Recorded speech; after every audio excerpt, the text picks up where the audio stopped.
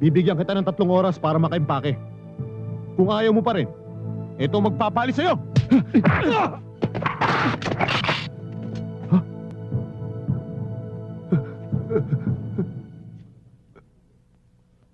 Kayo palang dapat umalis dito eh. Puro kahihiyan ang ginagawa nyo. Sige, alis!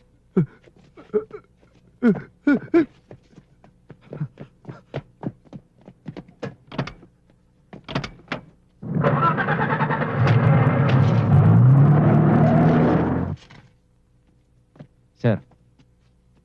Captain Escobar, you have a seat.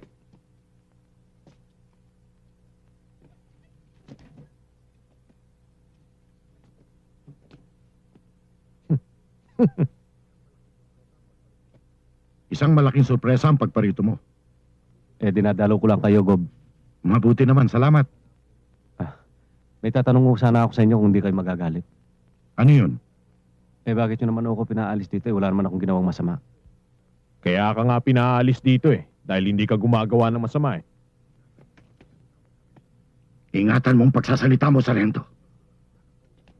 Si Governor Sebastian ang kausap mo.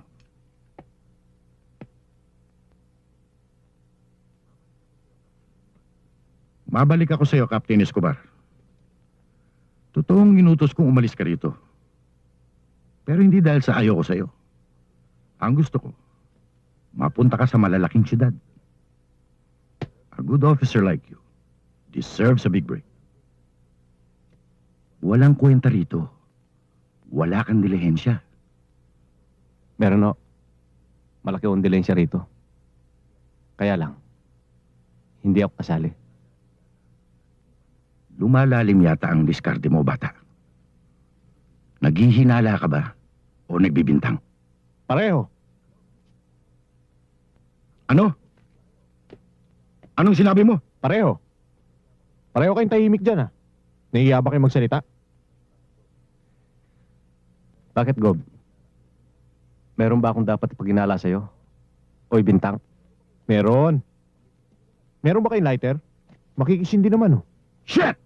Inaasar mo ba talaga ako? Ay, naiistorbo ko ba yung pag-uusap nyo? Pasensya na ho kayo. Hindi ko sinasadya. Huwag kang hirit ng hirit, Sarge. Baka mabasted ka. Malapit na ako mapuno sa'yo, Advincula. Baka hindi mo alam. Kaya ko kayong ipakulong dito. Kung gusto ko. Ako ang hari dito. Mali kayo, Gob. Hari nga kayo. Alas naman ang hawak ko. Kaya wala rin kayong panalo. Anong pinagsasabi mo? Ba't hindi niyo patignan yung mga baril nila? Tignan ko baril nyo.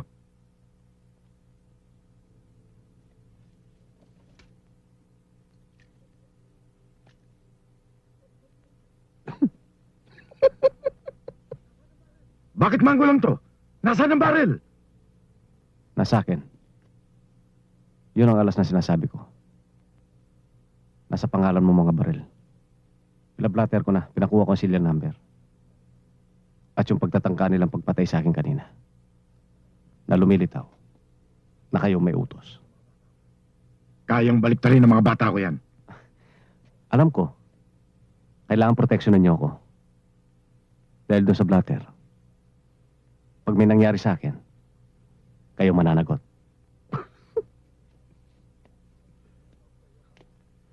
Bilib naman ako sa iyo, Kap. Bodyguard mo, hari. Go, balis na kami. Ah! Huwag mo akong pababayaan, ha?